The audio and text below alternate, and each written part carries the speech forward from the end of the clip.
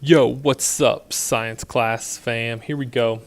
Coming at you one more time with properties of magnetism. All right, so if we take a look at the science notebook page, we need to put a header here on the left page. You can see we're going to draw some pictures and show three different types of magnets on the left page. On the right, we're going to have some diagrams to understand some properties of magnetism. All right, let's get started.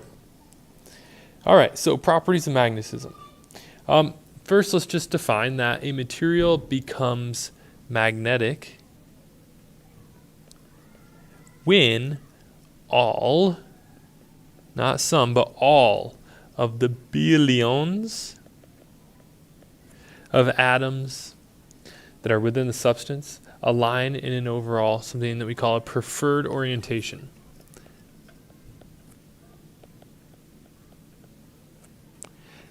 Now, the preferred orientation doesn't mean they all have to be left or right. I'm going to put quotations around it because preferred can mean a lot of different things. But if we zoom in on like a rock, maybe we have like a rock here, a piece of iron, or actually let's say this is just a piece of granite, which is non-magnetic. If we were to zoom into a little part, that's kind of what we're looking at here in this picture here with all these atoms. So an atom has a nucleus, as you learned in sixth grade, and it has electrons that are kind of orbiting it. Now, as it aligns with other and interacts with other atoms, it actually starts to have this distribution of charges. And we'll learn more about this in our micromagnetism science notebook page a little bit later on in the unit. But essentially, if you look at the atoms are going to have a positive and a negative charge. And sometimes the positive and the negative charge is aligned, and sometimes it's not. Sometimes it's the opposite. Sometimes it would be one direction, and another time it could be the opposite direction. So in this example here, we're going to show a non-magnetic substance. And in these non-magnetic substances, the orientation is in just a random cluster. So you can see the positives and negatives are sometimes on the top, sometimes they're on the bottom. And that's different than a magnetic substance. So let's say we had a nice shiny piece of iron over here, and we zoom into a little piece of that iron and we look at the atoms in the iron. Now, if we zoom into the atoms on a magnetic substance, all of the negative charges are going to be near each other, and all the positive charges will be on the opposite side. But when we compare how the top layer of atoms aligns with the next layer of atoms, the positive will be attracted to the negative atom, the negative portion of the atom below it. So we find this preferred orientation where there's a very distinct pattern of orientation, which that one would be wrong because we need a negative charge. So let me back up there. All right, negative, and positive. So you can see over here we end up with an overall negative charge, positive charge, negative charge, positive charge, negative charge, positive charge. And so we end up with a magnetic substance. So this one we could say is organized.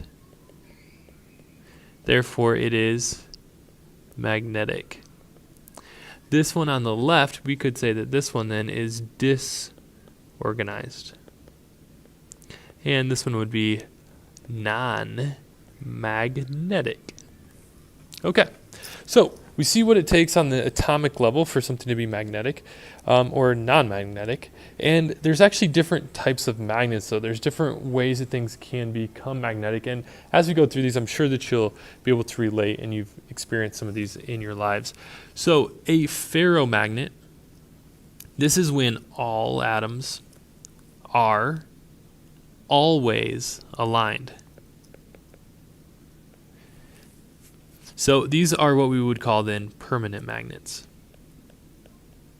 So they're always magnetic. It's like the classic magnet that you see, whenever someone draws a magnet, a bar magnet here is my example, where there's an N on one side and an S on the other, a north and a south pole on the magnet. These ones are always magnetic. It's never not magnetic, but we find that there's actually some substances that are magnetic sometimes, but not all the time. So this isn't one of those. This is always magnetic. It's a permanent magnet. All right. Well, if we go down to a different type of magnet, this is another one that you're probably familiar with as well. And so you can kind of get a preview there of my refrigerator. I'm going to switch the color here and kind of get something new. So a paramagnet is when atoms align only when they're in the presence of a magnet. So a paramagnet is when the atoms align only when they're in the presence of a magnet. So the atoms actually have the ability to kind of shift within the material, which is kind of crazy to think about. If you have a solid substance, we don't generally consider the fact that the atoms are moving around, even though it's a solid, but they do have the ability to actually reorganize themselves. So an example of that would be magnetic metals. So like a paperclip. A paperclip can attach to a magnet, and so it is actually what we'd call a magnet. The metal on your refrigerator, it's not magnetic. You can't just put a paper clip on it and have it stick. That's not going to happen. But if you do have a magnet, the magnet sticks to the metal because the metal becomes magnetic, and then you can hang up your homework that you get that 4 on, or the A+ or whatever. Or you can hang up with a magnet your awesome happy tree picture, whatever that might be.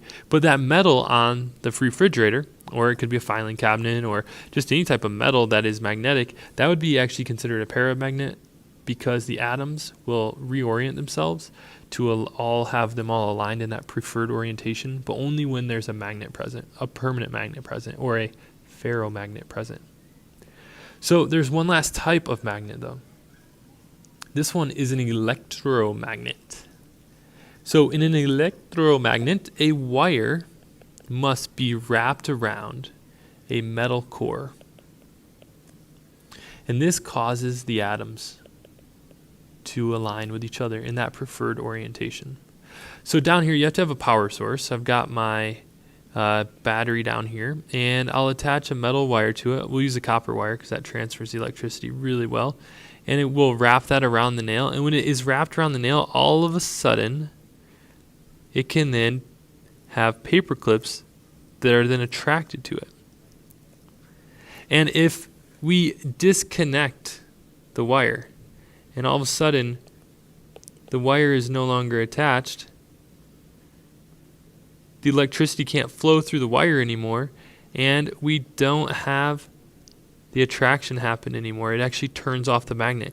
So the electricity is required, and that would be why it is called an electromagnet, because you have to have electricity flowing through the wire, which is wrapped around an iron core, and then it becomes magnetic, and that is an electromagnet. If you look in the SciFlix, you can actually find some videos of some pretty cool, pretty strong electromagnets.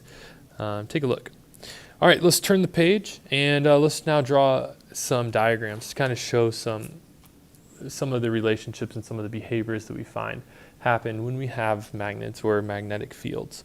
So as I discussed before, this is a bar magnet. This one is your ferromagnet, the one that's always magnetic. And we're going to put the north pole of the magnet up on the top and the south pole of the magnet at the bottom.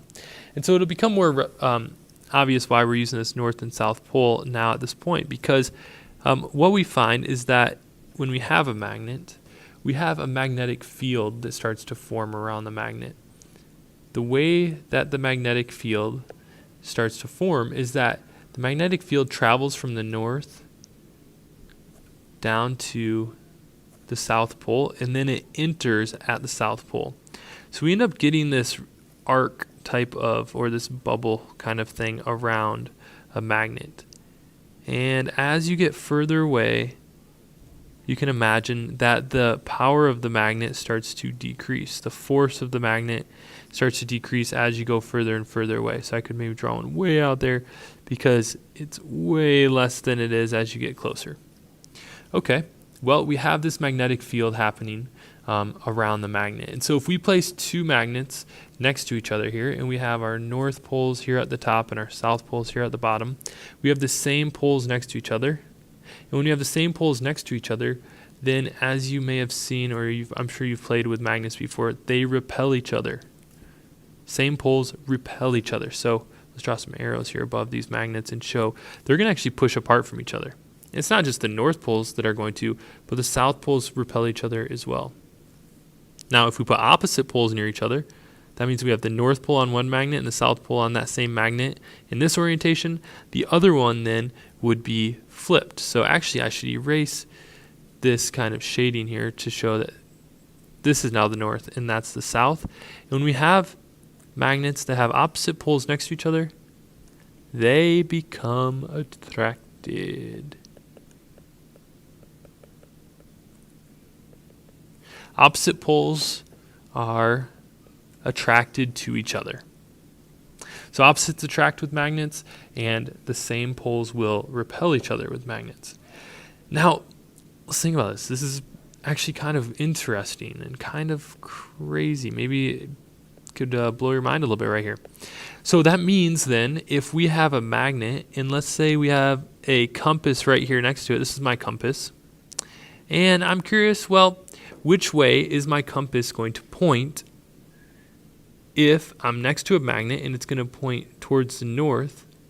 If opposites attract, then if this needle is attracted to the north, or if it's a north, if this is a north pole needle, it's going to be attracted to the south pole of the magnet. So it's actually going to tell me that the north pole is down here.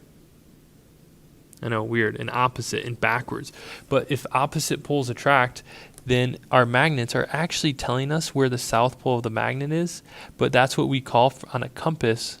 This is what we would call the north pole. So when we read the compass and we move towards the north pole, we're actually moving toward the southern end of the compass. So let's look at the Earth and really break this down. So if we have a magnet here within the Earth, the inner core of our Earth creates a magnetic field. So we end up with this north-south type of magnetic field where the charges are moving from the north into the south, from the north into the south, and so on and so forth. And this creates a magnetic field here on Earth. Well, as you can see, I've already drawn the north pole, the magnetic north pole that we call it as humans, as we're on the surface of the Earth. So we can imagine then that if we bring a compass into this setting, we can imagine, let me draw my compass here. I've got my compass circle right here, and if I were to find where the North Pole is going to be, well, let's just draw, it's going to point towards the North Pole here, but you can see that the magnetic pole, or the magnetic force lines are pointed towards the North Pole, magnetic North Pole, but in the magnet, it's actually the South Pole of the magnet. So again, if this person's down here in the southern hemisphere and it's going to point, their magnet's going to point towards, or their compass is going to point towards the north, it's going to point up in this direction because it's going to align with the magnetic field, and it's going to be attracted in this direction. So it's going to point that north is up. But really, on the Earth, if you were to actually look at the actual magnet, if we had a bar magnet in the middle of the Earth, which it's not truly a bar magnet, but it would actually be what we would say is the south pole of the magnet, but it's the geographic north pole. It's a little bit backwards, but you can remember this when you think about two magnets. The opposites are going to attract each other, and the same poles are going to repel each other. So if you have a compass, the compass is going to respond to those magnetic fields, and it's going to align with these arrows, and you can see the arrow's force, the arrow's direction is this direction. So if we then turn that into a compass, that's going to point to what we say is the north, because whenever we look at a compass, we always look at where the arrow is pointing, and we call that the north. So again, here, this one would point here is going to be where the north is because it aligns with that magnetic field line. All right, well, if I blew your mind, please put it back together and move on the Sci-Hub, and I'll see you here in just a little bit on the next Science Notebook pages. All right, see ya.